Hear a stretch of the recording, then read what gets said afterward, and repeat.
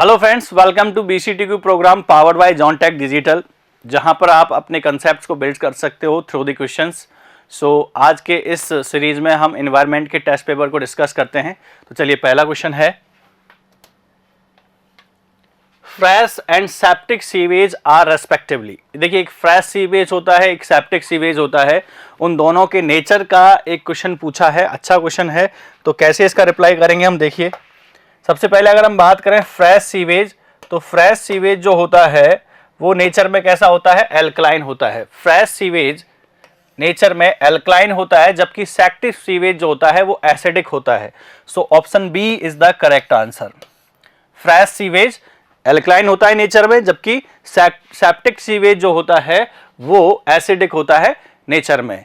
तो ये जो क्वेश्चन है ये सीवेज से रिलेटेड है और इंपॉर्टेंट क्वेश्चन है, इसलिए आपको पता होना चाहिए कि दोनों तरह के सीवेज का नेचर कैसा होता है। An egg shaped section of sewer.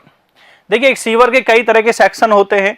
Circular section होता है, एग शेप्ड सीवर होता है, और ये जो एग शेप्ड सीवर है जनरली कंबाइंड सीवर के लिए यूज किया जाता है। अगर हम बात करें सबसे पहले तो एग शेप्ड सीवर जो है, एग शेप्ड जो सीवर सेक्शन है वो कंबाइंड सिस्टम में यूज किया जाता है, कंबाइंड सिस्टम के लिए यूज किया जाता है, सूटेबल होता है। और ये किसके लिए डिजाइन किया जाता है, is economical than circular section. अब देखिए, इकोनॉमिकल नहीं होता है, provide self cleansing velocity at low discharge also, is more stable than the circular section, and easy to construct. तो इजी टू कंस्ट्रक्ट भी नहीं होता है। दो सर्कुलर सेक्शन का एक कंबाइंड फॉर्म होता है, जिसका जो कंस्ट्रक्शन है वो काफी डिफिकल्ट होता है। लेकिन इसका एक इंपॉर्टेंट कंसर्न ये है कि provide self cleansing velocity at low discharge also. ये बहुत इंपॉर्टेंट है, टेक्निकली स्ट्रॉन्ग कर रहा है option B. So option B is the correct answer. Sewer को इस तरह से डिजाइन किया जाता है कि उसके, क्योंकि जो सीवर होता है, एक सीवर जो होता है ओपन चैनल की तरह होता है, या ओपन चैनल फ्लो होता है, उसमें अंडर ग्रेविटी फ्लो होता है। तो पहली बात तो फ्लो इस तरह से होना चाहिए कि सीवर में जो सीवेज में प्रेजेंट सेडिमेंट्स हैं वो इस पे सेटल नहीं कर पाए, मतलब सिल्टिंग नहीं होनी चाहिए, और फ्लो इतना तेज भी नहीं होना चाहिए जिसकी वजह से सीवर का जो बेड है वो इरोड हो जाए, खराब हो जाए। इसका मतलब नॉन स्कोरिंग होना चाहिए। तो सीवर को डिजाइन करने के लिए हम जो कंसर्न लेते हैं वो होता है नॉन सिल्टिंग और नॉन स्कोरिंग वेलोसिटी के लिए हम उसको डिजाइन करते हैं। तो ये खुद में ही अपने आप को क्या कर लेता है, क्लीन कर लेता है, और इसलिए जरूरी है क्योंकि हम यहां पर कोई एडिशनल प्रोविजन नहीं दे रहे उसके क्लीनिंग के लिए। So it provide self cleansing velocity at low discharge also, important concern. Now 100 kg of sewage is estimated to contain approximately total solid is equal to, मतलब 100 kg का अगर सीवेज है तो उसमें कितना सॉलिड होता है। और आपको पता है एक सीवेज जो होता है, sewage is the waste water, ठीक है, और इसमें क्या होता है, वाटर प्लस सॉलिड। सॉलिड चाहे आपका ऑर्गेनिक हो चाहे इनऑर्गेनिक हो, दोनों तरह के सॉलिड की हम बात कर रहे हैं, वाटर प्लस सॉलिड। और इसमें वाटर की अगर हम बात करें तो वाटर का कंटेंट होता है 99.9%, 99.9%। तो रिमेनिंग जितना भी है लाइक 0.1%, 0.1% यहां पर क्या हो जाएगा, सॉलिड हो जाएगा। 0.1% क्या हो जाएगा, यहां पर सॉलिड हो जाएगा। तो बहुत इंपॉर्टेंट कंसर्न है। तो यहां से 0.1%, 1000 का 0.1% कितना होगा, अप्रोक्सीमेटली 1000 इंटू 0.1%, तो ये हो जाएगा आपका 1 kg, ठीक है। तो कोई डेटा नहीं है जिसको आपको याद करना है, बस आपको ये याद रखना है कि सीवेज जो है, sewage consist waste water plus solid, जिसमें वाटर का जो कंटेंट होता है 99.9% होता है और सॉलिड कितना होता है, 0.1% होता है। इंपॉर्टेंट बात क्या है कि बच्चों के दिमाग में सीवेज को लेके एक ही फिल्म सेट है, एक ही कहानी उनके दिमाग में है कि जो अक्सर कीचड़ जो वो देखते हैं उसको वो सीवेज बोलते हैं, बट एक्चुअली सीवेज क्या होता है, वेस्ट वाटर होता है, ना कि वो कीचड़ होता है। कीचड़ उसका एक दूसरा फॉर्म है जिसको हम बोल सकते हैं स्लज। स्लज है वो, उसमें सॉलिड कंटेंट बहुत ज्यादा है as compare to moisture content. तो जिस मॉइस्चर कंटेंट बहुत ज्यादा होना चाहिए, सीवेज में क्या होता है, वाटर कंटेंट 99.9% और उसका 0.1% क्या होता है फिर यहां पर सॉलिड रहेगा। तो इन दोनों में आप डिफरेंस रखिए, सीवेज क्या होता है, स्लज क्या होता है। इंपॉर्टेंट डेफिनेशंस हैं, अच्छे से इनमें डिफरेंस पता होना चाहिए आपको। So option A is the correct. 0.5 to 1 kg of the solid will be present in 1000 kg of sewage. Now, Emoff cone is used to measure. देखिए एमॉफ कॉन को किसके लिए यूज किया जाता है, एक सिंपल सा एक इंस्ट्रूमेंट होता है कॉन शेप में, और इसको हम सीवेज में, सीवेज की कैरेक्टरिस्टिक्स को मेजर करने के लिए यूज किया जाता है। और वो कैरेक्टरिस्टिक्स हैं यहां पर सैटेलेबल सॉलिड। सैटेलेबल सॉलिड्स को यहां एमॉफ कॉन में कैलकुलेट किया जाता है। सीवेज को इसमें यहां पर इस एमॉफ कॉन में डाल दिया जाता है, उसके बाद में इसको सेटल होने के लिए, सैटेलेबल सॉलिड्स को सेटल होने के लिए यहां पर छोड़ दिया जाता है, और कितना सॉलिड प्रेजेंट है वो क्या हो जाएगा, यहां पर सेटल कर जाएगा, और उसकी डायरेक्टली यहां पर से हम रीडिंग ले लेते हैं। इस तरह से ग्रेजुएटेड कॉन होता है ये, और उसकी हम रीडिंग पढ़ लेते हैं। तो एमॉफ कॉन जो होता है वो सैटेलेबल सॉलिड्स को मेजर करने के काम आता है। जबकि एक और नाम सुना होगा एमॉफ से रिलेटेड, एमॉफ टैंक। और एमॉफ टैंक क्या होता है, ये एक स्टेबलाइजेशन चैम्बर होता है। एमॉफ टैंक क्या होता है, जैसे आपने सेप्टिक टैंक का नाम सुना होगा, तो सेप्टिक टैंक एक सीवेज स्टेबलाइजेशन चैम्बर होता है, ठीक है ना, सीवेज स्टेबलाइजेशन चैम्बर होता है। वैसे ही एमॉफ टैंक भी क्या होता है, एक सीवेज स्टेबलाइजेशन चैम्बर होता है, जिसमें 2 स्टोरी होती हैं। एमॉफ टैंक की अगर बात करें हम,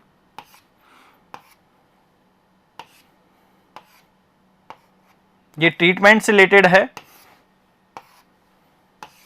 तो इसमें यहां पर कितने हैं, 2 स्टोरी हैं, जिसमें सीवेज यहां फ्लो करता है, और जो ऑर्गेनिक मैटर है वो इसमें जितना भी मैटर है वो क्या करेगा, सेटल करेगा।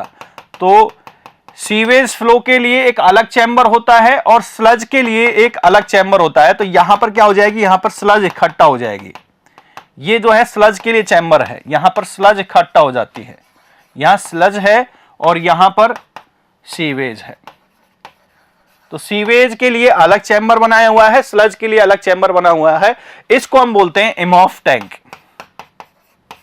इसको हम क्या बोलते हैं, एमॉफ टैंक, ठीक है। एक क्वेश्चन आता है एमॉफ टैंक से कि ये कैसा एक चैम्बर होता है। पहली बात करें, अगर इस एमॉफ टैंक के लिए पूछा है, एमॉफ टैंक के लिए पूछा है, तो यहां से हम लिख सकते हैं it is N anaerobic stabilization, anaerobic sewage stabilization unit। केवल अगर इस तरह का कुछ स्टेटमेंट लिखा हुआ है तो ये करेक्ट हो जाएगा।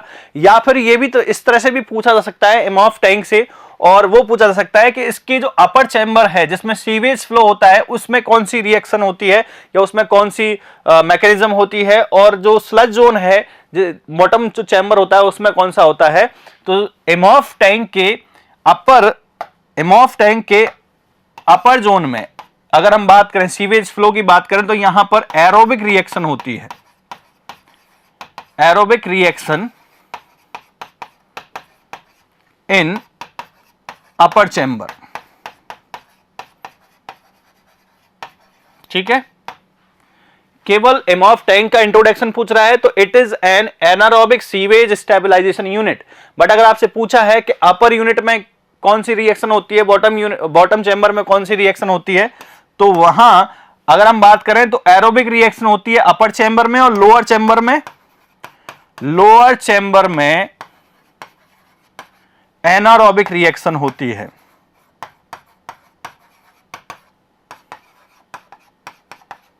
जो स्लज का डाइजेशन है वो एनारोबिकली होगा यहां पर, क्लियर। तो एरोबिक और एनारोबिक क्या होती है, एरोबिक का मतलब होता है इन the presence of oxygen, sewage का या ऑर्गेनिक मैटर का क्या होता है, स्टेबलाइजेशन होता है। और एनारोबिक का मतलब क्या होता है, इन the absence of oxygen, clear. आगे और इसको डिस्कस करेंगे अभी। Now the sewage system originate from, एक सीवरेज सिस्टम किस पॉइंट से ओरिजिनेट होता है, किस सीवर से ओरिजिनेट होता है। तो देखिए यहां अगर हम बात करें सीवरेज सिस्टम की, तो जो वाटर सप्लाई दी थी हमने इस कम्युनिटी को, वो कन्वर्ट हो जाता है किस में, सीवेज में कन्वर्ट हो जाता है। तो मान के चलिए कम्युनिटी है, ये कम्युनिटी है, इसमें डिस्ट्रीब्यूशन सिस्टम लगा हुआ है, इसको हम वाटर सप्लाई दे रहे हैं। ये क्या है, इन वाटर सप्लाई, और ये वाटर सप्लाई किस में कन्वर्ट हो जाएगा, यहां पर सीवेज में कन्वर्ट हो जाएगा। यहां से किस में निकलेगा, सीवेज में। तो इंपॉर्टेंट जो इंफॉर्मेशन है वो आपको मैं यहां से देने की कोशिश कर रहा हूं, छोटा सा क्वेश्चन है। तो वाटर सप्लाई कम्युनिटी को भेजा और ये सीवेज में कन्वर्ट हो गया। कितना भेजा था आपने, मान के चलिए जो वाटर सप्लाई का जो अमाउंट है दैट इज क्यू, ठीक है, क्यू है। तो almost 80% of water supply, 80% of water supply, ये अजम्पशन लेके चलते हैं कि 80% of water supply is to be converted into sewage. किस में कन्वर्ट हो जाता है, सीवेज में कन्वर्ट हो जाता है। तो पहला इंपॉर्टेंट कंसर्न तो ये आ गया आपके पास में, ठीक है। आपसे पूछा जा सकता है कि सीवेज जो है वो कितना बनता है वाटर सप्लाई का, तो almost 80% of water supply is to be converted into the sewage, पहला कंसर्न। दूसरा है, अब इस सीवेज को कलेक्ट करने के लिए, सीवेज आपने अभी समझ लिया है कि सीवेज क्या होता है, sewage is the waste water which contains 99.9% water and remaining is solid. Solid में भी organic as well as inorganic, complete. अब बात करते हैं यहां पर कि जो सिस्टम है सीवरेज सिस्टम, क्योंकि यहां डेफिनेशंस बहुत कंफ्यूजन है, डेफिनेशन बहुत कंफ्यूजिंग है और डेफिनेशंस के बीच में डिफरेंस आपको पता होना चाहिए। सीवेज क्या है, वेस्ट वाटर। अब बात आती है कि जो पाइप, जो कंड्यूट सीवेज को कलेक्ट करते हैं, ट्रांसपोर्ट करते हैं, उन पाइप्स को हम क्या बोलते हैं, तो उन पाइप्स को बोलते हैं हम सीवर, ठीक है। उनको हम क्या बोलते हैं, उन कंड्यूट्स को हम बोलते हैं सीवर। इन सीवर्स में जो फ्लो होता है वो ओपन चैनल फ्लो होता है। तो अगर हम यहां वाटर सप्लाई और वेस्ट वाटर दोनों को क्या करें, कोरिलेट करें, तो देखिए यहां पर जो पाइप में फ्लो होगा, बेसिकली यहां जो होते हैं कंड्यूट्स को हम बोलेंगे पाइप, यहां कंड्यूट्स को हम बोलेंगे प्रेशर पाइप, प्रेशर पाइप, ठीक है। और यहां कंड्यूट्स को बोलते हैं, यहां कंड्यूट्स को बोलते हैं हम सीवर्स। क्या बोलेंगे इसको हम, सीवर। यहां पाइप में कौन सा फ्लो होता है, प्रेशर फ्लो होता है, प्रेशर फ्लो।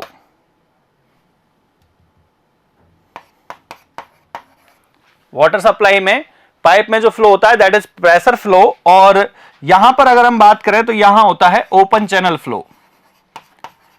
ओपन चैनल का मतलब ये नहीं है कि ओपन चैनल्स में फ्लो हो रहा है, यहां ओपन चैनल फ्लो का मतलब है flow under the gravity, not any under the any artificial pressure, clear. So open channel flow. अब बात करें हम कि यहां सीवर्स की बात चल रही है, सीवरेज सिस्टम की बात कर रहे हैं, तो सीवरेज सिस्टम क्या होता है, सीवर हमने देख लिया, सीवेज हमने देख लिया, अब बात करेंगे हम sewerage system. Sewerage system, so what is the sewerage system, sewerage system is the whole process in which we collect the sewage. उसमें हम क्या करते हैं, सीवेज को कलेक्ट करते हैं, ट्रीट करते हैं और डिस्पोज करते हैं। So that is the sewage treatment plant, sewage treatment plant, and this is the community. और ये क्या है, ये कम्युनिटी है, ये इसका डिस्ट्रीब्यूशन सिस्टम है। यहां से हमने सीवेज को क्या किया है, कलेक्ट किया है।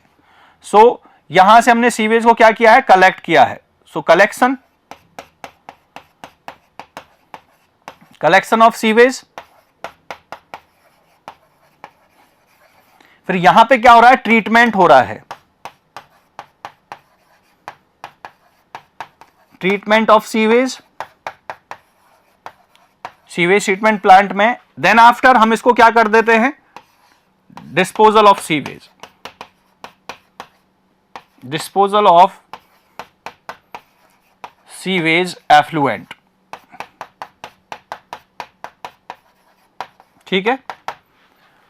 The whole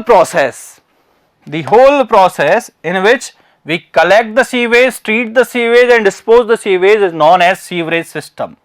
इस पूरी प्रोसेस को हम क्या बोलेंगे, इस पूरी प्रोसेस को हम बोलेंगे सीवरेज सिस्टम, ठीक है। इस पूरी प्रोसेस को हम बोलेंगे सीवरेज सिस्टम। तो कई बार बच्चों के दिमाग में क्या हो जाता है, जो पाइप नेटवर्क होता है मतलब जो पाइप होता है उसको हम सीवरेज सिस्टम बोलते हैं, बट पाइप को सीवरेज सिस्टम नहीं बोल रहे हैं, या इस पूरी प्रोसेस को हम क्या बोल रहे हैं, सीवरेज सिस्टम। ठीक है, तो ये बात बहुत इंपॉर्टेंट है कि सीवरेज सिस्टम क्या होता है, सीवेज क्या होता है, सीवर क्या होता है, इन सब में डिफरेंशिएशन आपको पता होना चाहिए। अब जो क्वेश्चन है उसकी बात करते हैं हम। क्या पूछा है आपसे कि सीवरेज सिस्टम कहां से ओरिजिनेट करता है? तो सीवरेज सिस्टम पहली बात तो कलेक्शन से ओरिजिनेट कर रहा है।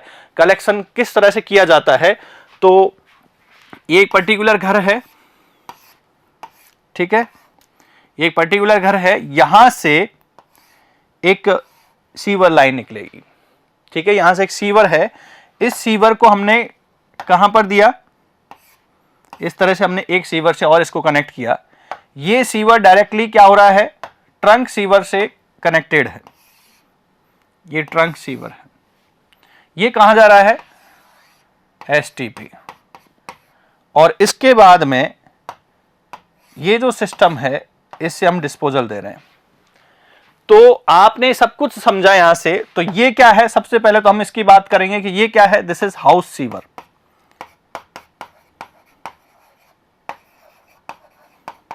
हाउस सीवर ये है सब मेन सीवर। इसके बाद में दिस इज मेन या ट्रंक सीवर।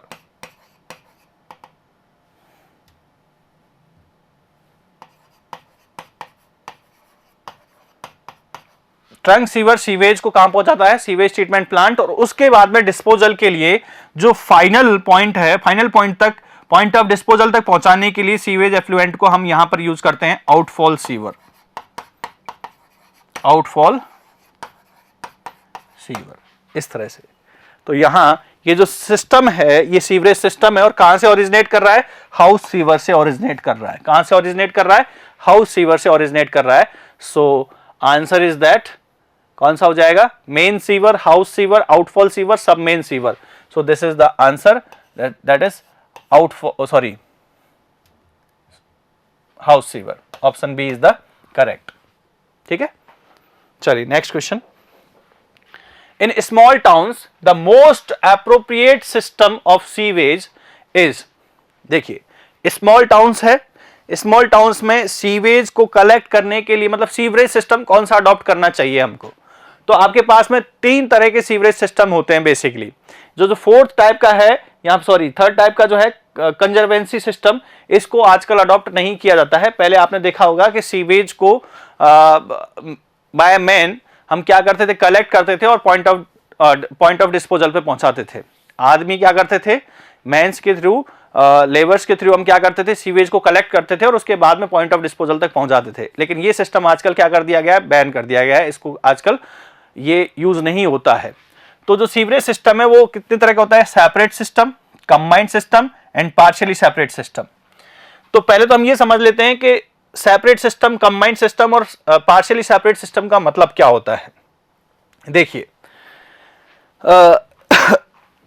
जो सीवेज है उसको हम पहले समझ लेते हैं। सीवेज के अगर हम टाइप की बात करें तो सीवेज में क्या क्या आता है, एक है डोमेस्टिक सीवेज, डोमेस्टिक सीवेज। देखिए इंफॉर्मेशन आपके लिए बहुत हेल्पफुल रहेगी। So first one is domestic sewage, second one is industrial sewage.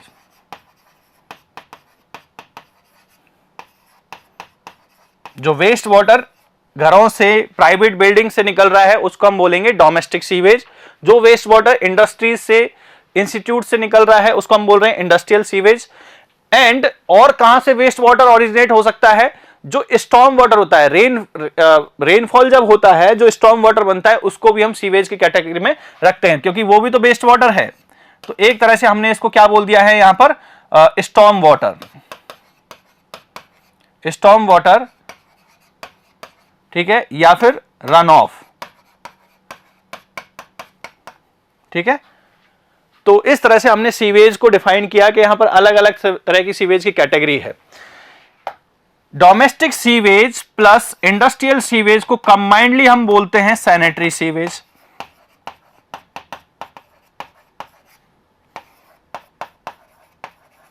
Sanitary sewage. तो अब अगर हम सीवेज को डिफाइन करें, so sewage is equal to sanitary sewage, जिसमें दोनों आ चुके हैं, sanitary sewage plus run off. अब ये टोटल क्या हो चुका है, टोटल ये हो चुका है आपका टोटल सीवेज, जो कि एस्टिमेटेड है, इस तरह से वेस्ट वाटर ओरिजिनेट होता है। ठीक है, इसके बाद में अगर हम डोमेस्टिक सीवेज की बात करते हैं, तो डोमेस्टिक सीवेज को भी हम इस तरह से डिफाइन कर सकते हैं। देखिए यहां से भी कुछ पॉइंट निकल के आते हैं कि कहां कहां से एक घर में से एक, अगर पर्टिकुलर एक डोमेस्टिक पर्पस की बात करें, एक पर्टिकुलर घर की बात करें, तो कहां कहां से सीवेज ओरिजिनेट हो सकता है। तो आपको पता है किचन से, बाथरूम से, और जो वाटर क्लोजेट्स हैं जिनको आप लैट्रिन बोलते हो, यहां हम बोल सकते हैं water closet, WC water closet से। ठीक है, तो ये जो इन तीनों जगह से, किचन से, बाथरूम से, वाटर क्लोजेट से, इन तीनों जगह से और इनके अलावा भी जो है, इन तीनों जगह से जो सीवेज ओरिजिनेट हो रहा है उसको हम बोल रहे हैं डोमेस्टिक सीवेज। लेकिन कई बार क्या है कि हम बाथरूम और किचन के सीवेज को भी सेपरेट कर देते हैं। मतलब वाटर क्लोजेट का जो सीवेज है, उसको आपने सेपरेट कर दिया, और जो बाथरूम और किचन से जो सीवेज निकल रहा है उसको हम बोलते हैं सलेज। बहुत important definition, not sludge, it is sullage. इसको हम क्या बोलते हैं, सलेज। जो sewage originated specially from kitchen and bathrooms is known as sullage, उसको हम क्या बोलेंगे, सलेज। क्योंकि वाटर क्लोजेट से जो सीवेज आ रहा है उसका पोटेंशियल बहुत ज्यादा हो जाता है, तो कई बार इसको हम सेपरेटली क्या करते हैं, कलेक्ट करते हैं, और सलेज को सेपरेटली कलेक्ट करते हैं। ये सेप्टिक टैंक के केस में देखा होगा, कई बार हम सेप्टिक टैंक को जब डिजाइन करते हैं तो सलेज को हम दूसरे सीवर में कलेक्ट करते हैं, जबकि यहां हम वाटर क्लोजेट से जो सीवेज आ रहा है उसको हम सेप्टिक टैंक में इंसर्ट कर देते हैं। तो इस तरह से ये कुछ इंपॉर्टेंट डेफिनेशंस थी सीवेज से रिलेटेड। अब बात करते हैं हम सीवरेज सिस्टम की। तो देखिए यहां पर सैनिटरी सीवेज आपके सामने आया है और रन ऑफ आपके सामने आया है। तो सीवरेज सिस्टम की अगर बात करें तो सीवरेज सिस्टम तीन तरह का मैंने यहां पर दिखाया था आपको। कंजर्वेसी सिस्टम को छोड़ दीजिए, उसको कोई मतलब नहीं है यहां पर अगर हम बात करें सीवरेज सिस्टम की, तो देखिए यहां पर एक है सेपरेट सिस्टम,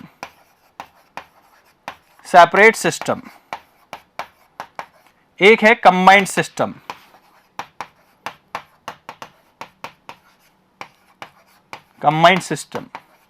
और एक है पार्शियली सेपरेट और पार्शियली सेपरेट। सो सीवरेज सिस्टम हो गया आपका separate system, combined system and partially separate system. तो यहां अगर हम बात करें सेपरेट सिस्टम क्या होगा, तो सेपरेट सिस्टम में दो सीवर होंगे हमारे पास में। सेपरेट सिस्टम में कितने सीवर होंगे हमारे पास में, दो सीवर होंगे, अलग अलग सीवर होंगे to collect sanitary sewage and run off. दोनों को कलेक्ट करने के लिए अलग अलग सीवरेज हमारे पास सीवर लाइंस होंगी। तो एक तरह से हम कहेंगे कि हमारे पास में यहां पर दो चॉइस होंगी, दो पाइप कंड्यूट्स होंगे। इन दो कंड्यूट्स में एक कंड्यूट ये है और एक कंड्यूट ये है। ठीक है, this is first and second, दो अलग अलग कंड्यूट्स है हमारे पास में। तो एक में तो जा रहा है आपका सैनिटरी सीवेज,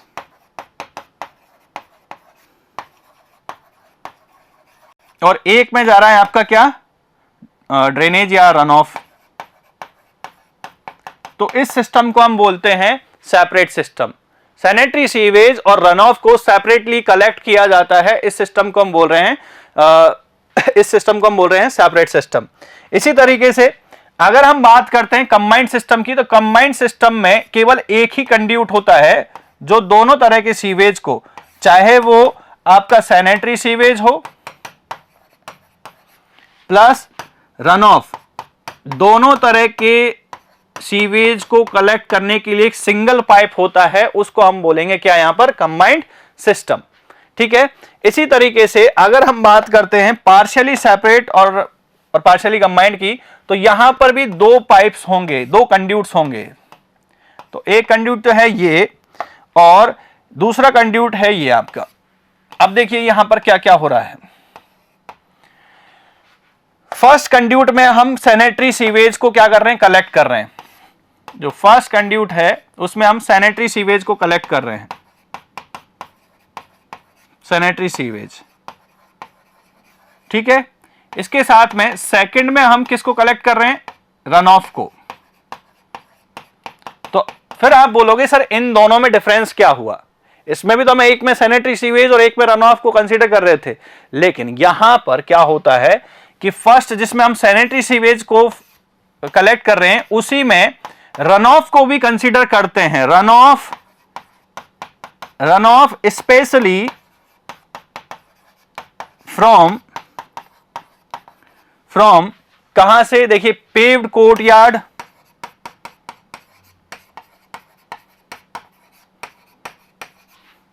रूफ्स, फ्लोर्स,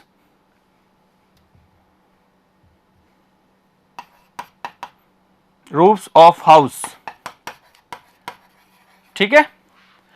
तो इसमें हमने रन ऑफ के कुछ पार्ट को सैनिटरी सीवेज के साथ में मिक्स कर दिया, और वो कहां से है, कोर्टयार्ड मतलब आंगन से, छत से जो रन ऑफ बन रहा है उसको हमने किसके साथ में मिक्स कर दिया है, सैनिटरी सीवेज के साथ में मिक्स कर दिया है। क्लियर। तो रन ऑफ का कुछ पार्ट हमने यहां पर सैनिटरी सीवेज के साथ में मिक्स कर दिया है, तो इस वजह से इसको हम बोलते हैं partially separate system. Clear. Run of को टोटल रन ऑफ को हमने यहां पर क्या कर दिया है, दो अलग अलग सीवर में डिस्ट्रीब्यूट कर दिया है। तो रन ऑफ को हम पार्शियली क्या कर रहे हैं, कलेक्ट कर रहे हैं, कुछ पार्ट तो इसमें जा रहा है, कुछ पार्ट इसमें जा रहा है, इसलिए इसको हम बोलते हैं, क्या बोलते हैं इसको हम, पार्शियली सेपरेट सिस्टम, ठीक है। अब देखिए इनकी अगर हम कंपैरिजन की बात करें तो कंबाइंड सिस्टम जो होता है, कंबाइंड सिस्टम के जो सीवर्स होते हैं वो बड़े होते हैं, ठीक है, बहुत बड़े होते हैं। जैसे एडसिव सीवर जो होता है वो स्पेशली कंबाइंड सिस्टम के लिए सूटेबल होता है, जो कि खुद में क्या करता है, सेल्फ क्लींसिंग वेलोसिटी जनरेट कर सकता है। लेकिन अब जैसे यहां क्वेश्चन पूछा है कि छोटे गांव या शहरों के लिए कौन सा सिस्टम सूटेबल होता है, ये जो सेपरेट सिस्टम है ये आपका इकोनॉमिकल सिस्टम है। तो हम पहली बात तो ये चाहेंगे कि अगर डिस्चार्ज कम है तो कम डिस्चार्ज के लिए बहुत बड़ा सीवर डिजाइन करने से क्या मतलब है, वो अनइकोनॉमिकल हो जाएगा हमारे लिए, वो प्रोजेक्ट कैसा हो जाएगा, अनइकोनॉमिकल हो जाएगा। इसलिए इस कंसर्न को ध्यान में रखते हुए हम क्या करते हैं, यहां पर सेपरेट सिस्टम की तरफ चले जाते हैं for small towns and villages के लिए, ठीक है। तो यहां जो क्वेश्चन है उसकी अगर हम बात करते हैं तो बेसिकली इसका आंसर क्या हो जाएगा आपका, इन small towns the most appropriate system of sewerage is separate system, ठीक है। तो ये जो इंफॉर्मेशन थी आई होप कि आपके लिए बहुत ही फ्रूटफुल रहेगी, आपके लिए बहुत ही हेल्पफुल रहेगी।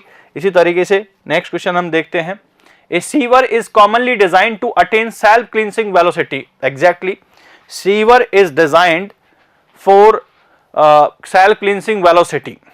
अब सीवर का जो मैंने कंसर्न बताया था कि सीवर को जब डिजाइन किया जाता है तो आपके पास में एक कंसर्न है नॉन सिल्टिंग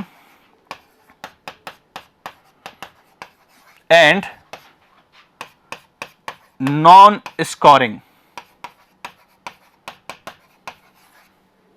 यह अप्रोच होती है एक सीवर को डिजाइन करने की, नॉन सिल्टिंग और नॉन स्कोरिंग वेलोसिटी के लिए उसको डिजाइन किया जाता है। अब सिल्टिंग तो कब होगी, अगर फ्लो वेलोसिटी खूब है, मतलब सफिशिएंट है, फ्लो वेलोसिटी अगर बहुत तेज है, बहुत ज्यादा है, तो सिल्टिंग होने के चांसेस तो नहीं है, क्योंकि फ्लो वेलोसिटी जितनी ज्यादा होगी सेडिमेंट्स को वो अपने साथ में लेके चलेगी। तो फ्लो वेलोसिटी ज्यादा होने पर सिल्टिंग की कोई प्रॉब्लम नहीं है। लेकिन यहां पर कह रही है, यहां पर जो बात कर रहा है वो सेल्फ क्लींसिंग वेलोसिटी, मतलब नॉन सिल्टिंग की बात कर रहा है। अभी नॉन स्कोरिंग की बात नहीं कर रहा। सेल्फ क्लींसिंग का मतलब है कि अपने आप को साफ करते हुए चले, तो मतलब सिल्टिंग नहीं होनी चाहिए। तो वो किस वर्स्ट कंडीशन में सिल्टिंग नहीं होनी चाहिए, कि जब फ्लो रेट सबसे कम हो, फ्लो रेट सबसे कम हो, क्योंकि सीवेज के फ्लो रेट में भी फ्लक्चुएशन होता है टाइम के साथ में। तो फ्लो रेट सबसे कम है, उस टाइम पे भी सिल्टिंग नहीं होनी चाहिए। तो उससे ऊपर वाली फ्लो रेट के लिए तो ऑब्वियसली वहां पर सिल्टिंग नहीं होगी, ये कंसर्न है। तो यहां पर अगर हम बात करें नॉन सिल्टिंग में, मतलब self cleansing,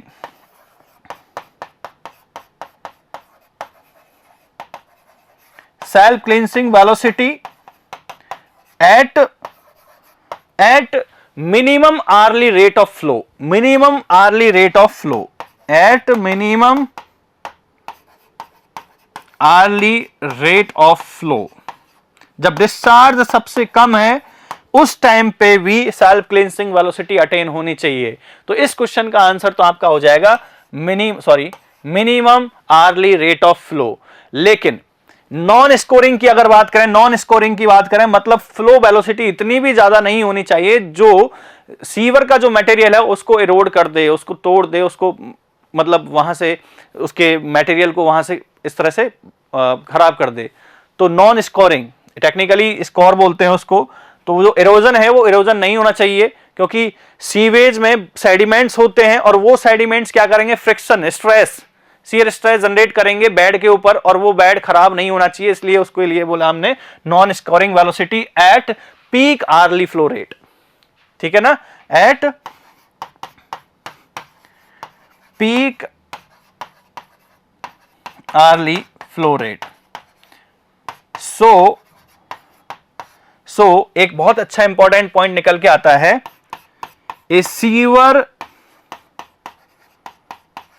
is designed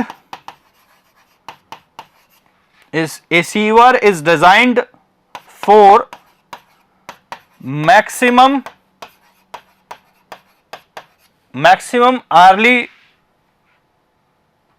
demand या maximum hourly flow rate and checked for minimum hourly flow rate. ठीक है, एक जो सीवर है वो मैक्सिमम आवर्ली फ्लो रेट के लिए डिजाइन किया जाएगा, मतलब उसका जो डायामीटर है वो मैक्सिमम डिस्चार्ज को कैरी करने के लिए कैपेबल होना चाहिए, बट उसको चेक भी किया जाएगा मिनिमम आवर्ली फ्लो रेट के लिए। मिनिमम आवर्ली फ्लो रेट का मतलब है कि सबसे कम फ्लो रेट पे उस पे सिल्टिंग नहीं होनी चाहिए। तो इस तरह से एक सीवर को डिजाइन किया जाता है। चलिए next question, the design discharge for the separate sewerage system shall be taken as, देखिए बहुत ही अच्छा क्वेश्चन है। सेपरेट सीवर सिस्टम के लिए क्या डिजाइन डिस्चार्ज होता है, तो उसका जो आंसर है ड्राई वेदर फ्लो। DWF का मतलब क्या है यहां पर, ड्राई वेदर फ्लो।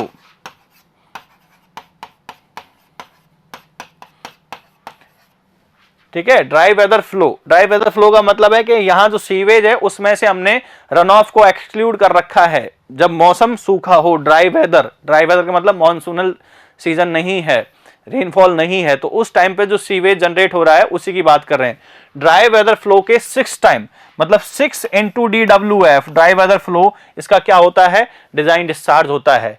किसके लिए, सेपरेट सिस्टम के लिए। सेपरेट सिस्टम के लिए जो डिजाइन डिस्चार्ज होता है वो क्या होता है, 6 into DWF। लेकिन यहीं आप मेंशन कर लीजिए कंबाइंड के लिए कितना होगा।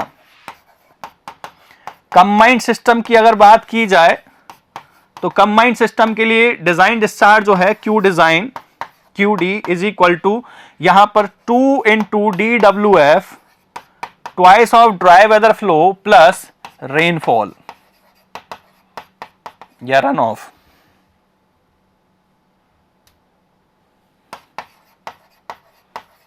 ठीक है, इस तरह से इन दोनों के डिजाइन डिस्चार्ज से भी आपसे क्वेश्चन पूछा जा सकता है।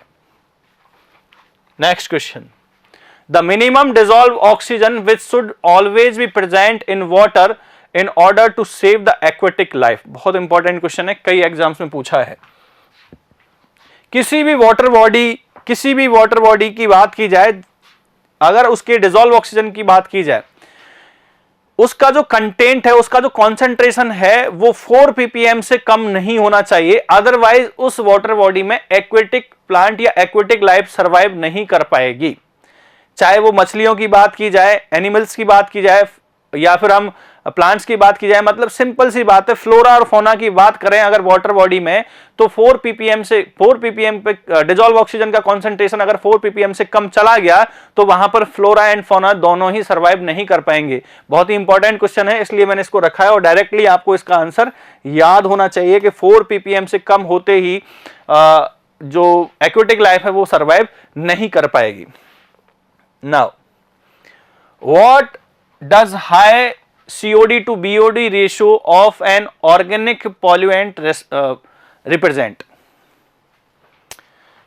COD एंड BOD, पहले तो इनको समझते हैं, बहुत अच्छे मतलब टर्म्स हैं ये सीवेज से रिलेटेड कि COD क्या होता है, BOD क्या होता है।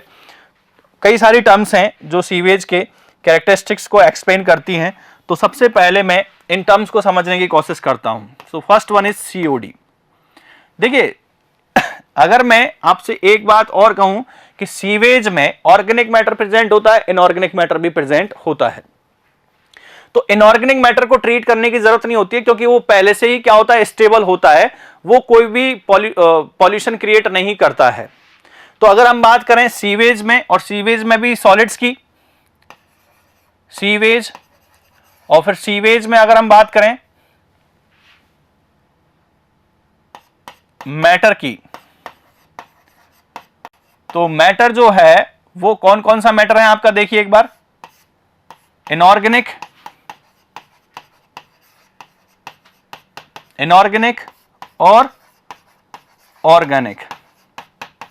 पहले इसको समझने की बात करना है कि जो सीवेज है, सीवेज में मैटर जो है वो दो तरह का है, ऑर्गेनिक एंड इनऑर्गेनिक। इनऑर्गेनिक जो है ये पॉल्यूशन क्रिएट नहीं करता है, it does not create pollution, ठीक है। Inorganic matter it does not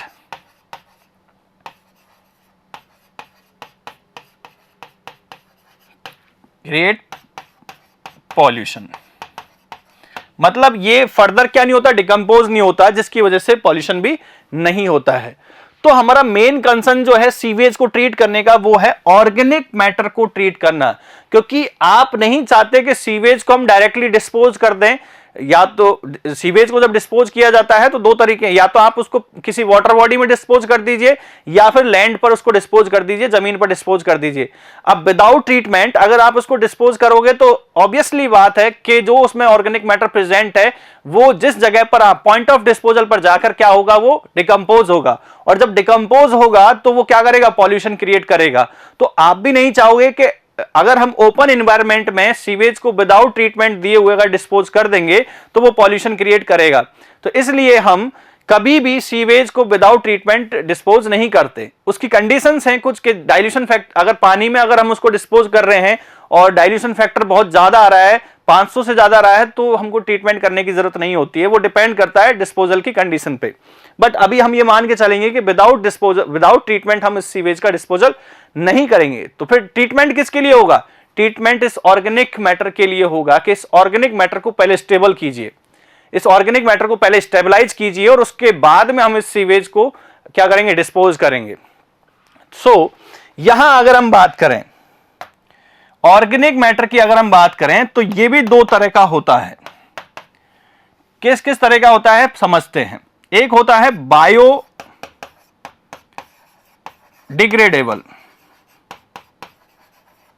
biodegradable, और एक होता है नॉन बायोडिग्रेडेबल।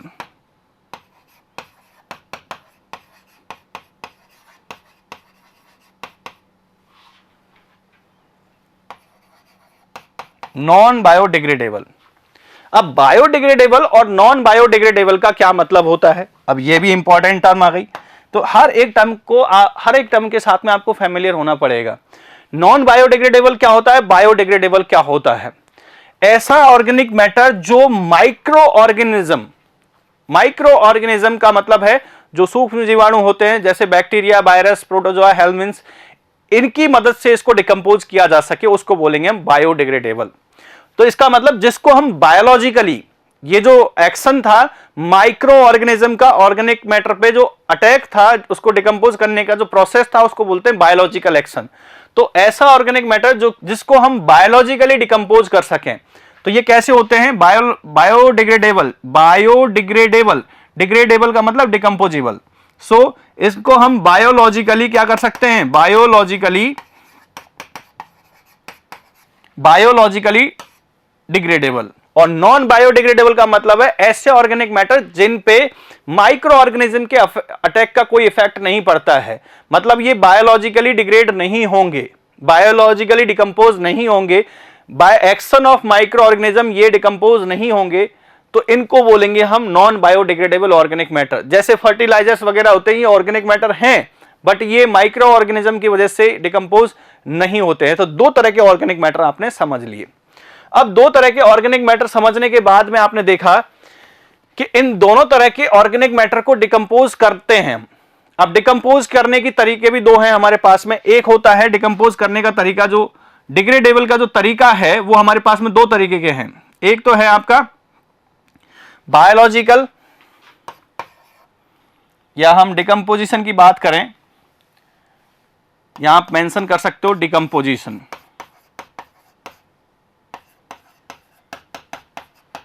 डिकम्पोजिशन जो है वो दो तरीके का होता है, एक होता है aerobic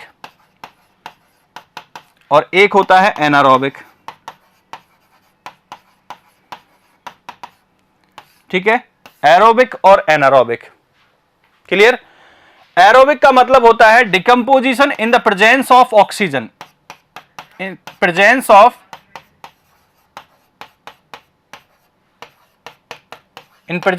oxygen, in presence of oxygen micro organism organic matter को डिकम्पोज करेंगे। इस प्रोसेस को हम बोलेंगे एरोबिक रिएक्शन या एरोबिक डिकम्पोजिशन।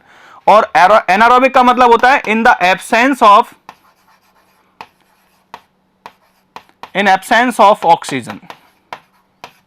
ठीक है, इन एब्सेंस ऑफ ऑक्सीजन। एक थर्ड टाइप का भी डिकम्पोजिशन होता है, दैट इज पुट्रिफिकेशन, जिसमें ऐसे बैक्टीरिया अटैक करते हैं जो कि दोनों कंडीशन में काम करते हैं, मतलब एरोबिक कंडीशन में भी काम करते हैं और एनारोबिक कंडीशन में भी काम करते हैं, मतलब ऑक्सीजन की प्रेजेंस में और ऑक्सीजन की एब्सेंस दोनों तरह की कंडीशन में काम कर सकते हैं। उनको बोलते हैं फैकल्टेटिव बैक्टीरिया या फैकल्टेटिव माइक्रो ऑर्गेनिज्म। जो ऑक्सीजन की प्रेजेंस में काम करता है उनको बोलते हैं एरोबिक माइक्रो ऑर्गेनिज्म, और जो ऑक्सीजन की एब्सेंस में काम करता है उनको बोलते हैं हम एनारोबिक माइक्रो ऑर्गेनिज्म। क्लियर। यहां से आपके क्या बात समझ में आई कि ऑर्गेनिक मैटर भी दो तरीके का है, ये बायोडिग्रेडेबल है, नॉन बायोडिग्रेडेबल है। अगर इनकी डिकम्पोजिशन की बात करें तो दो तरह की प्रोसेस होती है, एरोबिक प्रोसेस, एनारोबिक प्रोसेस। अब बात आते हैं COD and BOD. COD and BOD,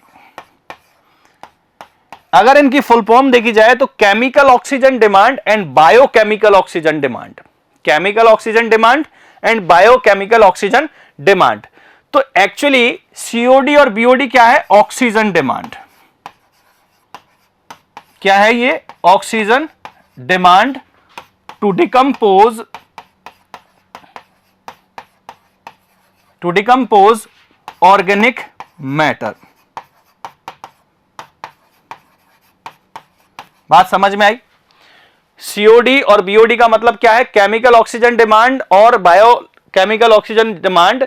ये है oxygen demand to decompose organic matter. अब ऑक्सीजन की डिमांड किस रिएक्शन में रहेगी, यहां से देख के बताइए मुझे, यहां से देख के बताइए कि किस रिएक्शन में ऑक्सीजन की डिमांड रहेगी। आप बोलोगे सर कि एनारोबिक में तो ऑक्सीजन चाहिए ही नहीं होती है, इन द एब्सेंस ऑफ ऑक्सीजन, तो हमारा ये ऑप्शन कट जाएगा। तो इसका मतलब डिकम्पोजिशन किस तरह से हो रहा है, सीओडी और बीओडी में एरोबिकली, जहां ऑक्सीजन की जरूरत पड़ेगी। सो अब हम बात करेंगे केवल और केवल एरोबिक रिएक्शन की। एरोबिक रिएक्शन में हमको ऑक्सीजन की रिक्वायरमेंट होती है, और क्यों होती है, ऑर्गेनिक मैटर को डिकम्पोज करने के लिए। और इस डिकम्पोजिशन को हम बोलेंगे ऑक्सीडेशन,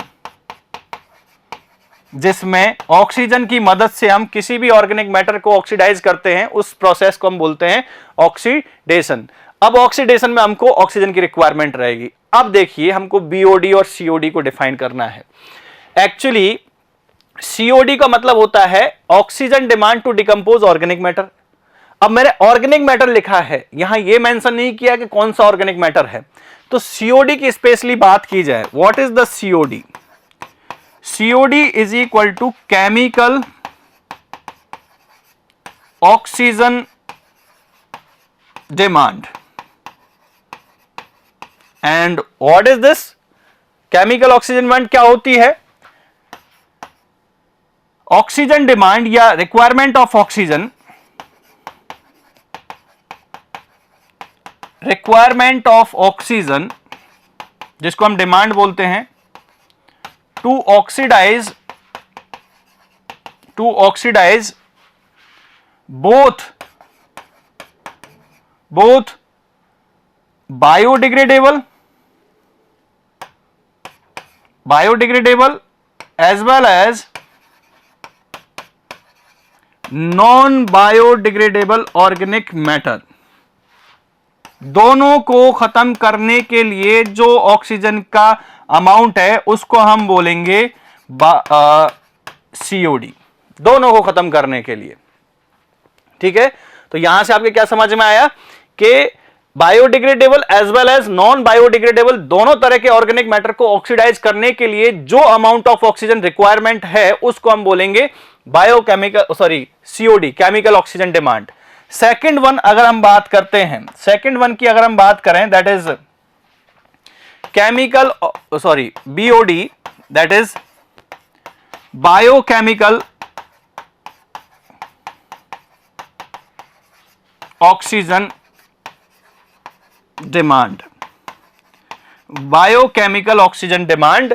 तो यहां अगर हम बात करें, so requirement of oxygen to oxidize, oxygen demand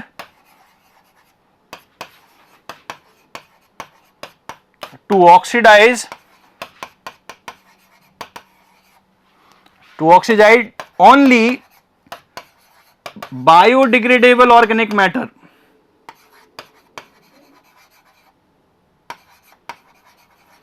biodegradable organic matter, केवल और केवल बायोडिग्रेडेबल ऑर्गेनिक मैटर को ऑक्सीडाइज करने के लिए जो अमाउंट ऑफ ऑक्सीजन रिक्वायरमेंट है उसको हम क्या बोलेंगे, BOD, बायोकेमिकल ऑक्सीजन डिमांड। ये थी कहानी COD एंड BOD की, COD एंड BOD की कहानी समझ में आ गई आपके। केवल दोनों क्या है, ऑर्गेनिक मैटर को ऑक्सीडाइज करने के लिए अमाउंट ऑफ ऑक्सीजन कितनी रिक्वायर है उसको हम बोल रहे हैं ऑक्सीजन डिमांड। दैट इज, ये हो सकती है कौन कौन सी, केमिकल ऑक्सीजन डिमांड भी हो सकती है और बायोकेमिकल ऑक्सीजन डिमांड हो सकती है। अब देखिए यहां से समझने की कोशिश करना है कि COD, क्वेश्चन में जो आपसे पूछा है COD और BOD का रेशो पूछा है, ये क्या इंप्लाई करता है। COD और BOD का जो रेशो होता है वो किसको इंडिकेट करता है, इंडिकेशन की बात की है। तो COD दोनों तरह के ऑर्गेनिक मैटर को ऑक्सीडाइज करने के लिए, BOD एक ही तरह के ऑर्गेनिक मैटर को ऑक्सीडाइज करने के लिए। तो देखिए यहां पर अगर मैं कह रहा हूं कि COD और BOD का जो रेशो है वो बढ़ रहा है, बढ़ने का मतलब क्या है कि COD की वैल्यू ज्यादा और BOD की वैल्यू बहुत कम। BOD का मतलब होता है बायोडिग्रेडेबल ऑर्गेनिक मैटर को ऑक्सीडाइज करने के लिए अमाउंट ऑफ ऑक्सीजन रिक्वायर्ड। और अगर हम COD की बात करें तो COD में एक्चुअली क्या होगा, बायोडिग्रेडेबल प्लस नॉन बायोडिग्रेडेबल।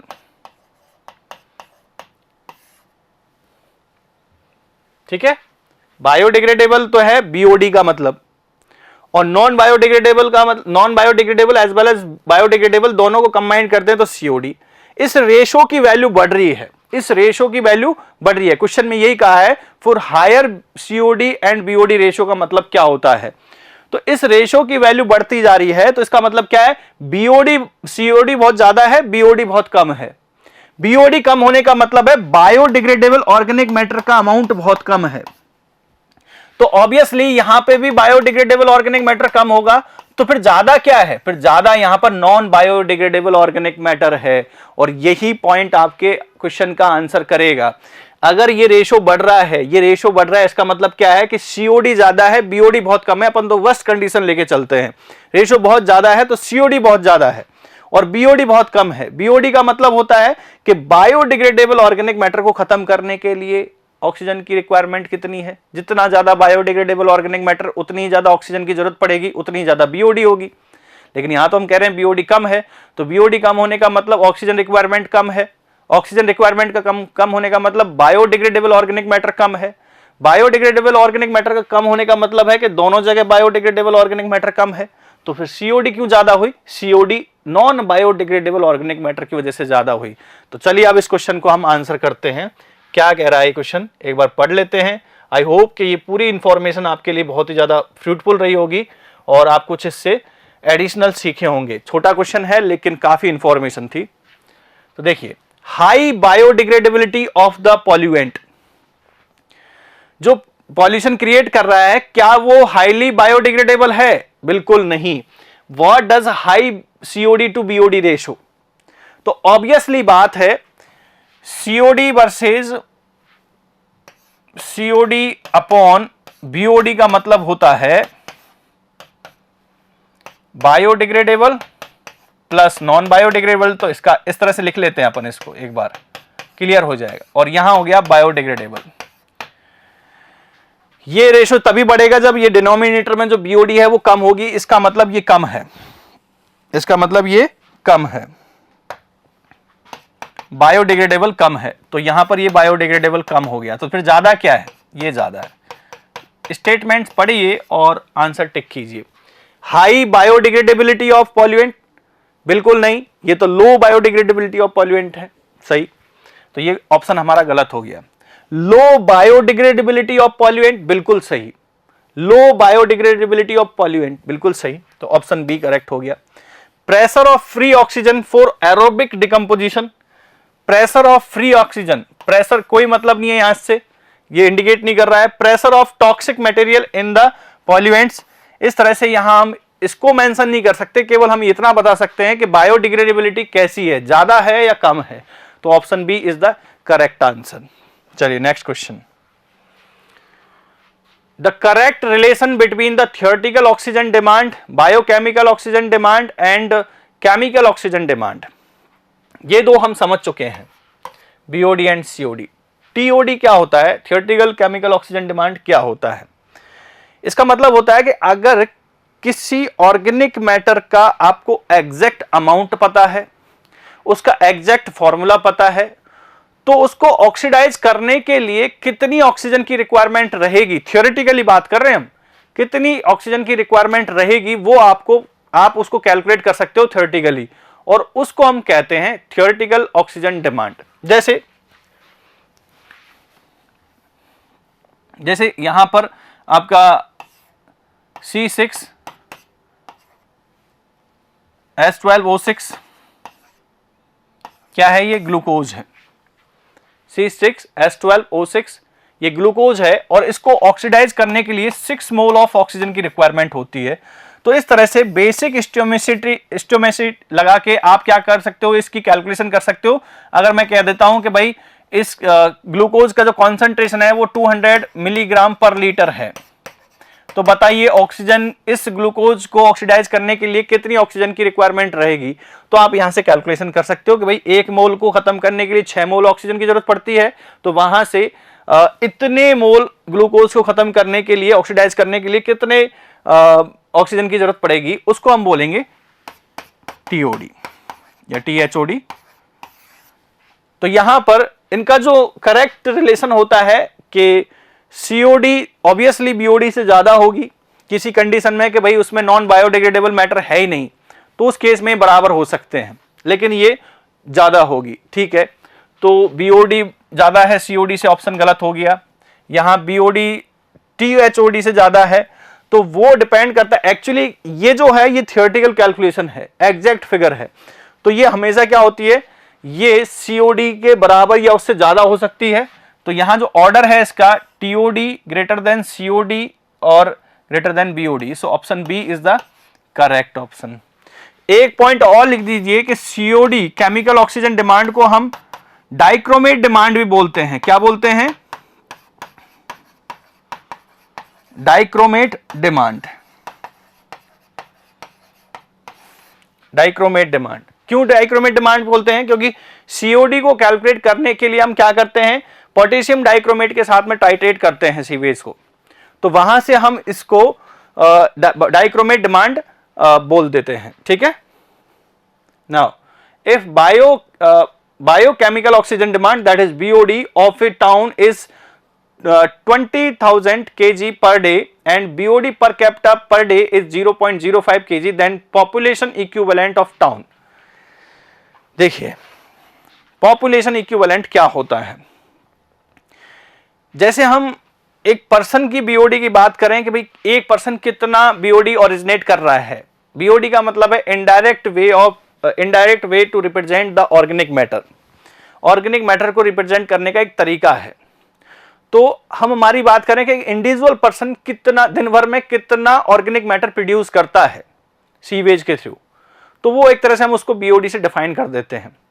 लेकिन अगर हम पॉपुलेशन इक्विवेलेंट की बात करें, जैसे कोई इंडस्ट्री है या कोई सिटी है, अब इस क्वेश्चन में कहा है कि एक सिटी जो है 20,000 KG per day BOD generate कर रहा है। मतलब एक सिटी जो है, एक city 20,000 KG per day BOD generate कर रहा है। केजी पर डे जो यूनिट है वो ऑर्गेनिक मैटर के लोड को बताने के लिए यूनिट दी गई है। तो 20,000 केजी पर डे वो क्या कर रहा है, एक बीओडी जनरेट कर रहा है, ठीक है।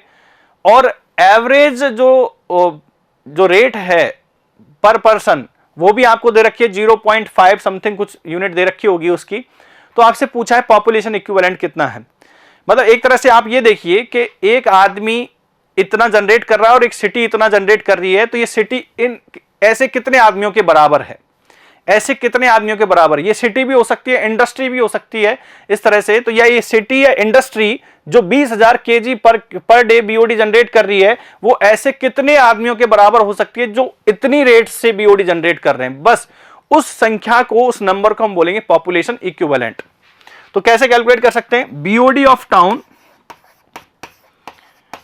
BOD of town oblique industry भी हो सकती है, तो आप इंडस्ट्री मेंशन कर सकते हो। BOD of town, total BOD town इतना जनरेट कर रहा है। और अगर हम बोलेंगे average BOD rate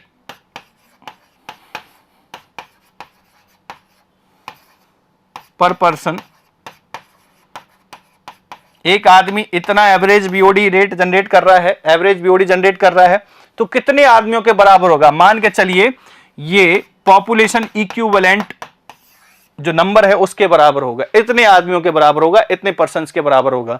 so population equivalent क्या हो जाएगा, फिर डायरेक्टली यहां से हम केवल रख सकते हैं बीओडी ऑफ शहर कितना है, 20,000 किलोग्राम प्रतिदिन।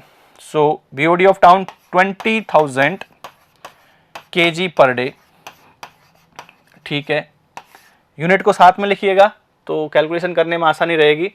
और पर पर्सन, प्रति व्यक्ति कितनी है, 0.05 केजी पर पर्सन पर डे। तो यहां से देखिए केजी से केजी कैंसिल आउट हो गया, डे से डे, और पर्सन बचेगा केवल। तो अगर हम इसको कैलकुलेट करेंगे तो ये कितना आ जाएगा आपका, इस तरह से ये आपका आंसर कैलकुलेट कीजिए और ये ऑप्शन डी आपका आ जाएगा कि कितने लोगों के बराबर होगी ये सिटी, 4 लाख लोगों के बराबर होगी जो 0.05 केजी पर डे रेट से बीओडी जनरेट कर रहे हैं। तो this is the population equivalent, ठीक है।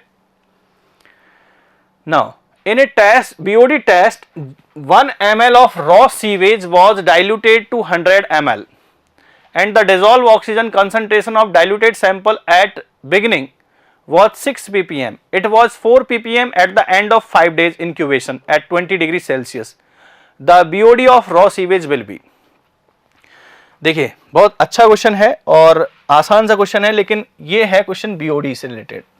तो अभी थोड़ा सा हम बीओडी की पूरी कहानी सीख लेते हैं एक बार में कि बीओडी से किस किस तरह के क्वेश्चन बन सकते हैं। देखिए पहले हम बीओडी के टेस्ट के बारे में बात करेंगे जो क्वेश्चन पूछा है। बीओडी टेस्ट,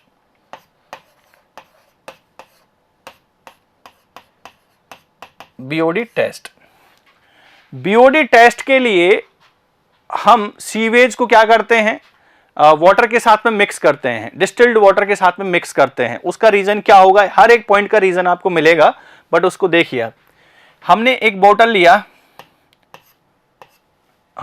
लिया और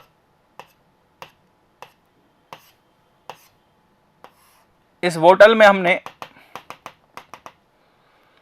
X वॉल्यूम किसका लिया है? रॉ सीवेज का।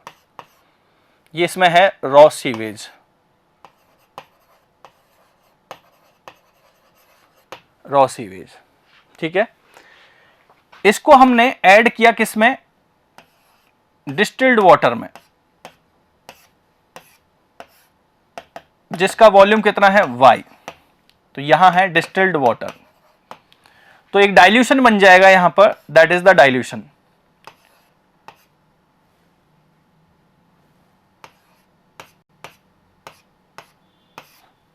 जिसका वॉल्यूम कितना होगा? Z, और Z किसके बराबर होगा? दोनों को जब मिक्स कर दिया है तो x प्लस वाई होगा। ये बात आई थिंक आपके समझ में आ गई हो। हमने यहां पर सीवेज लिया, डिस्टिल वाटर लिया, मिक्स किया और एक डाइल्यूशन बना लिया, दैट इज डाइल्यूशन। इसीलिए इस टेस्ट को बोलते हैं डाइल्यूशन टेस्ट। डाइल्यूशन बन गया। अब इस डाइल्यूशन की हम डिसॉल्व ऑक्सीजन कैलकुलेट करते हैं। क्यों मिलाया पहले ये समझ लीजिए, क्योंकि ये जो है कैलकुलेशन, पहले कैलकुलेशन कर लेते हैं, उसके बाद में समझ में आएगा, इसका अच्छा रिजल्ट आपके सामने होगा। तो अब हम क्या करते हैं, अब हम इस डाइल्यूशन की पहले डिसॉल्व ऑक्सीजन कैलकुलेट कर लेते हैं। तो हम यहां से initial dissolve oxygen DOI calculate करते हैं। अब आप बोलोगे सर इसकी डिसॉल्व ऑक्सीजन क्यों कैलकुलेट करना है? अरे वही तो हम बताएंगे आगे। तो DOI कैलकुलेट करना है। DOI कैसे कैलकुलेट होगा? उसके लिए आपको रिंकलर टेस्ट परफॉर्म करना होगा। तो यहां से एक पॉइंट निकल के आगे एक इंपॉर्टेंट इंफॉर्मेशन आपको मिल गई कि डिसॉल्व ऑक्सीजन को कैलकुलेट करने के लिए आपको रिंकलर test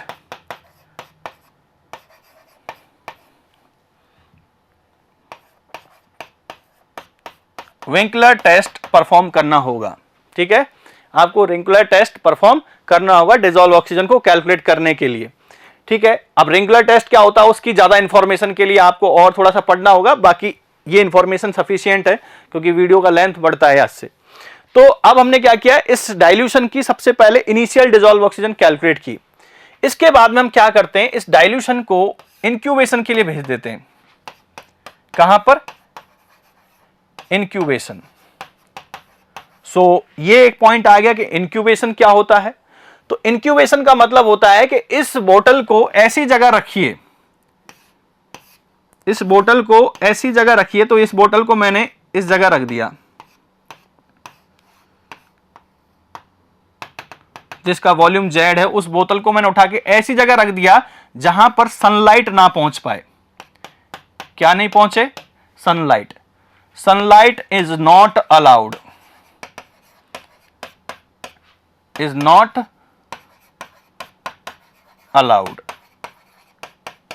sunlight is not allowed. तो यहां से सनलाइट इज नॉट अलाउड, इसी को हम बोलते हैं इंक्यूबेशन। क्यों नहीं अलाउड होनी चाहिए, क्यों नहीं अलाउड होनी चाहिए, इसका भी रीजन है। फिर बहुत सारे क्वेश्चन हैं। पहली बात तो इसमें डिस्टिल वाटर क्यों ऐड किया, इसके बाद में डिसॉल्व ऑक्सीजन हमने मेजर कर लिया, क्यों मेजर किया, एक एक करके इंक्यूबेशन क्यों किया, इंक्यूबेशन क्या होता है। तो इंक्यूबेशन का जो मीनिंग है वो तो समझ में आ गया कि सनलाइट को अलाउ नहीं करना है, ऐसी जगह पर रखना है इसको कि जहां पर सनलाइट ना पहुंच सके। और कितने दिन के लिए रखा है? 5 days. Incubation for 5 days at 20 degree Celsius. ये बहुत इंपॉर्टेंट है। 5 डेज एट 20 डिग्री सेल्सियस।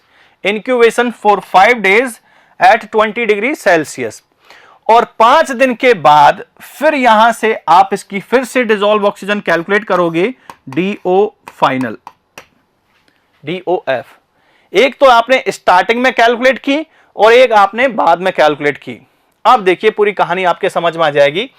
जैसे आप केवल ये मान के चलिए कि वो डायरेक्ट सीवेज था, उसमें पानी वानी कुछ नहीं मिलाया, और उसको समझने की कोशिश करना कि इनिशियल सीवेज में इतना ऑर्गेनिक मैटर था। स्टार्टिंग में जब इसका डिकम्पोजिशन स्टार्ट नहीं हुआ, ठीक है, डिकम्पोजिशन स्टार्ट नहीं हुआ, तो जब नहीं हुआ तो इसमें डिसॉल्व ऑक्सीजन, इस सीवेज में डिसॉल्व ऑक्सीजन मान के चलिए 100 मिलीग्राम है। क्लियर?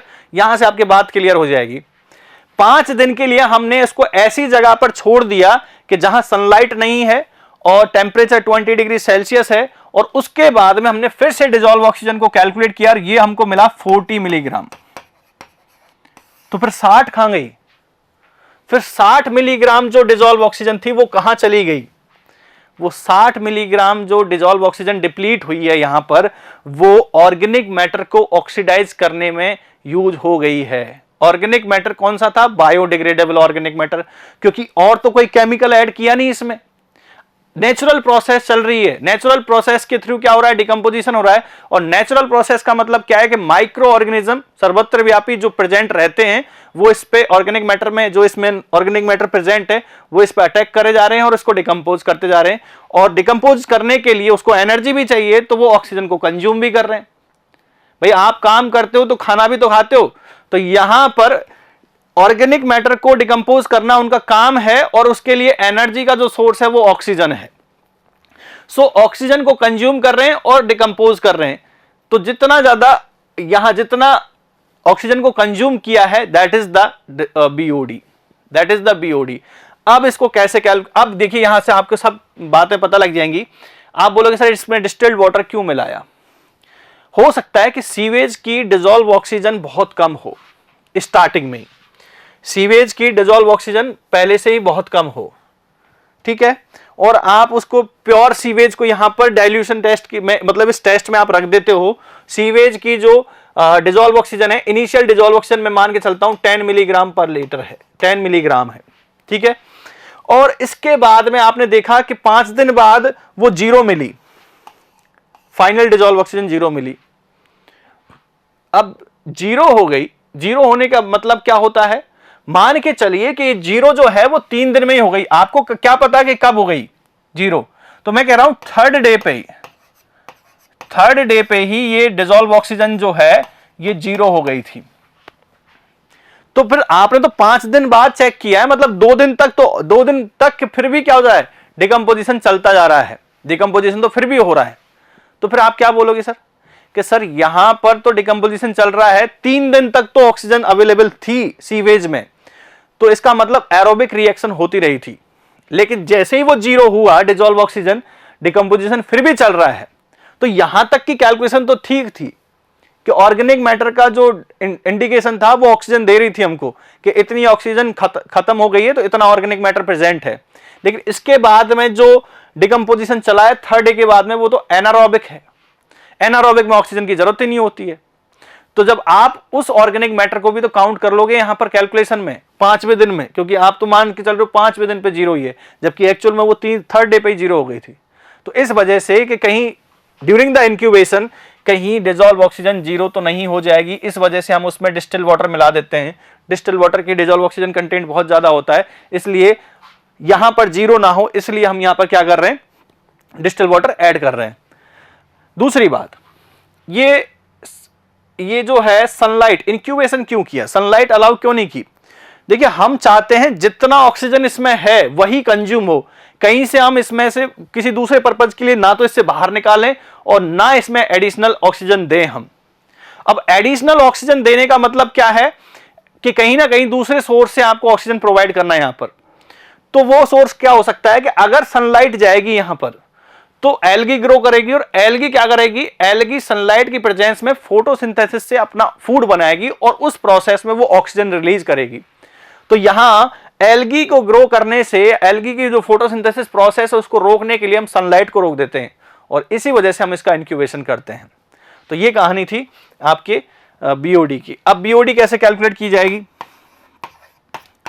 बीओडी ऑफ 5 डेज, कितने दिन का इंक्यूबेशन किया है आपने? 5 डेज का। और कितने डिग्री सेल्सियस पे किया है? टेम्परेचर पे 20 डिग्री सेल्सियस पे, इज इक्वल टू कितना कंज्यूम हुई है dissolve oxygen? Initial dissolve oxygen minus final dissolve oxygen, इतनी तो कंज्यूम हुई थी।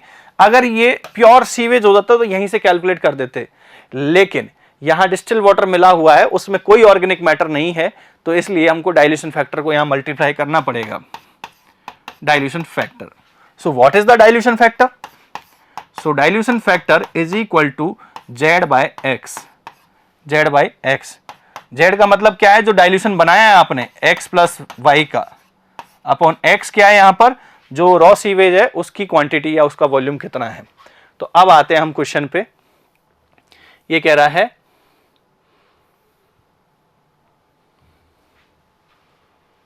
क्वेश्चन में कह रहा है कि in a BOD test 1 ml of raw sewage, raw sewage कितना है, मतलब एक्स की क्वांटिटी कितनी है 1 ml, डाइल्यूटेड टू 100 ml, मतलब इसको किसी वाटर में, डिस्टिल वाटर में ऐड किया, डाइल्यूशन कितने का हो गया है, डायरेक्टली जेड की वैल्यू दी है 100 ml, ठीक है। The dissolve oxygen concentration of diluted sample at the beginning, तो मतलब बिगिनिंग का मतलब स्टार्टिंग में, DOI आपको दे रखा है 6 ppm and it was 4 ppm at the end of 5 days, 5 day incubation, तो DOF कितना है 4 ppm। तो आपसे पूछा है BOD कितना होगा 5 days की एट 20 डिग्री सेल्सियस, तो यहां से हम कैलकुलेट कर सकते हैं BOD ऑफ 5 days, अभी थोड़ी देर पहले लिखा था 20 degree Celsius, initial dissolve oxygen है 6 माइनस 4, डाइल्यूशन फैक्टर हो जाएगा Z बाई एक्स, तो Z है 100 एंड X है 1, तो मतलब 2 into 100 200 ppm, कितना हो जाएगा, option B is the correct answer. देखिए एक important question, standard BOD, standard BOD किसको कहा जाता है, जो बीओडी हम 5 दिन के लिए 20 डिग्री सेल्सियस पर जो मेजर करते हैं उसको हम बोलते हैं स्टैंडर्ड बीओडी। तो BOD at 5 days, BOD of 5 days at 20 degree Celsius is known as standard BOD. ये भी आपसे पूछा जा सकता है, ये टेम्परेचर पूछा जा सकता है, दिन पूछा जा सकता है कि कितने दिन के लिए होता है। सो this is all about the BOD. बाकी इसकी काइनेमेटिक्स आप पढ़ना कि किस तरह से इसकी काइनेमेटिक्स होती है, और जो इंपॉर्टेंट इन्फॉर्मेशन है बीओडी से हर बार क्वेश्चन पूछा जाता है सीवेज में, इसलिए आपको इसको फोकस करना है। Now the bacteria which can survive with और without free oxygen is known as, अभी थोड़ी देर पहले बताया था, facultative bacteria. So option B with and without, मतलब ऑक्सीजन के साथ में और ऑक्सीजन के बिना, दोनों कंडीशन में सर्वाइव कर सकता है, उसको हम बोलेंगे facultative bacteria. Aerobic bacteria in the presence of oxygen, anaerobic bacteria मतलब in the absence of oxygen, and coliform, coliform जो होते हैं ये नॉन हार्मफुल बैक्टीरिया होते हैं। 2 तरह के माइक्रो ऑर्गेनिज्म होते हैं। माइक्रो ऑर्गेनिज्म की अगर मैं बात करूं तो एक होता है हार्मफुल,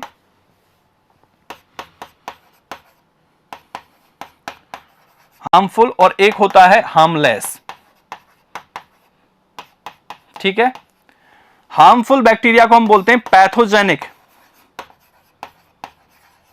पैथोजेनिक माइक्रो ऑर्गेनिज्म, और हार्मलेस बैक्टीरिया जो होते हैं दैट दीज आर कॉलीफॉर्म्स। जैसे आपने नाम सुना होगा ई कॉलीफॉर्म, एस्चेरिया चिया कॉलीफॉर्म, जो कि हार्मलेस होते हैं हमारे लिए, ठीक है। इस तरह की इंफॉर्मेशन भी आपसे पूछी जा सकती है।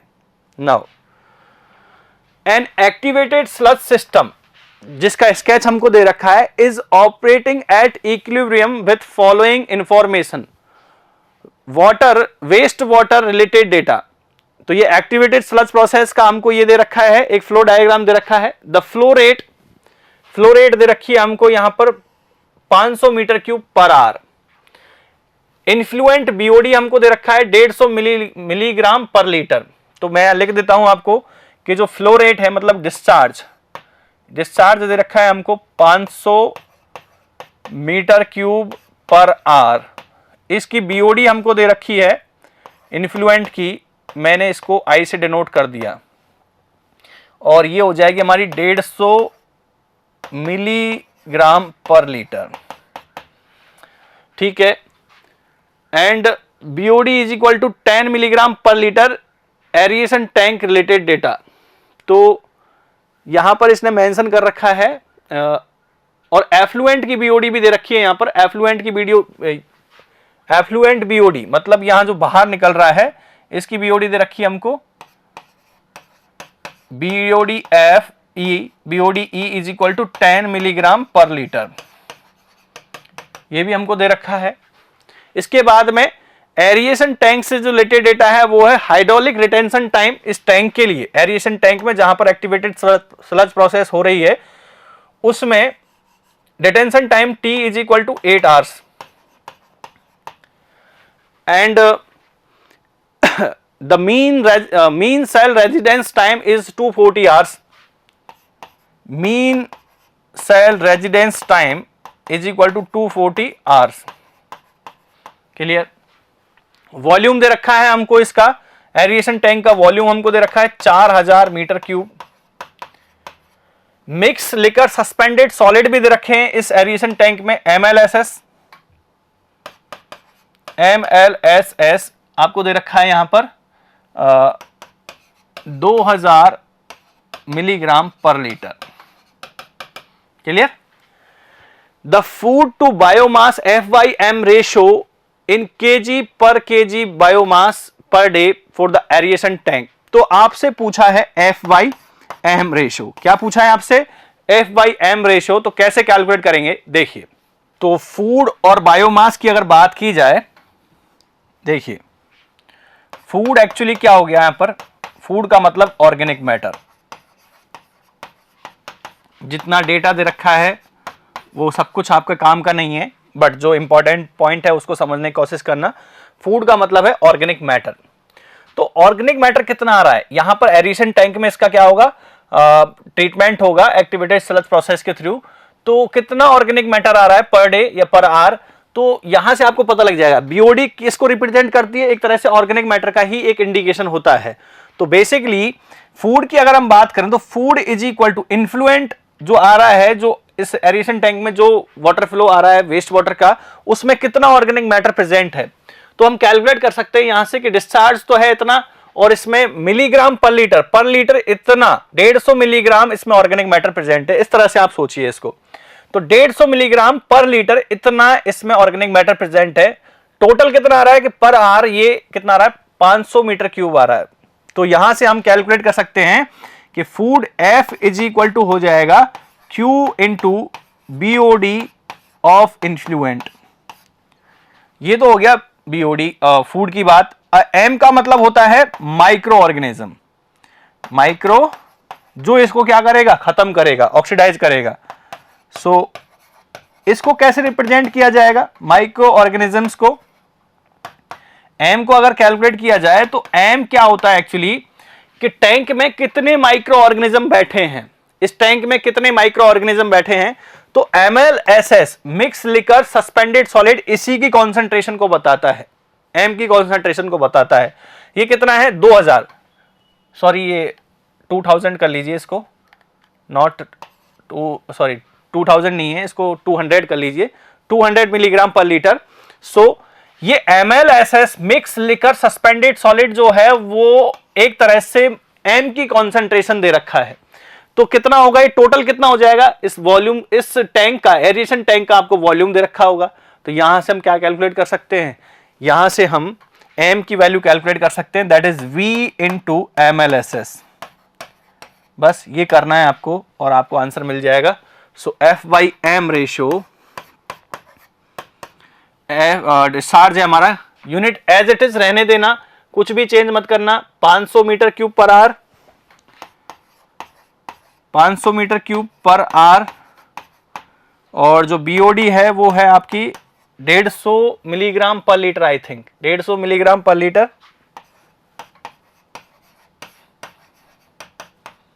ठीक, इसके अलावा वॉल्यूम ऑफ टैंक कितना है, 4000 metre cube, 4000 metre cube exactly. And MLSS concentration है, इसको करेक्ट कर लेना है, 200 है, 200 milligram per litre, 200 milligram per litre.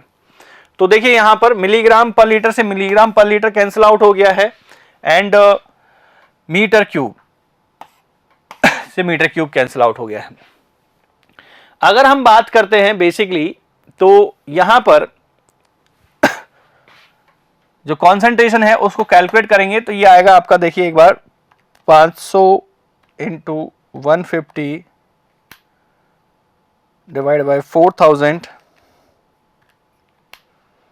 Divide by 200, that is 0.09375। और आपसे पूछा किस में है इसको, इसमें पूछा है प्रतिदिन केजी के माप में, और पर डे में पूछा है। देखिए यहां पर देख लीजिए FYM ratio, food biomass ratio in kg BOD per kg biomass. तो ये जो है पर डे में पूछा है आपसे, किस में पूछा है, पर डे में, और ये आपको आ रहा है पर आवर में, ठीक है ना, बीओडी पर आवर्स के नाम से, इस तरह से पर आवर के फॉर्म में आ रहा है ये। तो आर को अगर आप इसको कन्वर्ट करोगे डे में, तो इसको 24 से डिवाइड करोगे तो मल्टीप्लाई हो जाएगा, और मल्टीप्लाई होके यहां पर 25 से मल्टीप्लाई करेंगे तो ऑप्शन आपका आएगा 0.225। So option C is the correct answer. तो इस तरह से इन क्वेश्चंस को हम सॉल्व करते हैं। So thank you so much, keep watching this.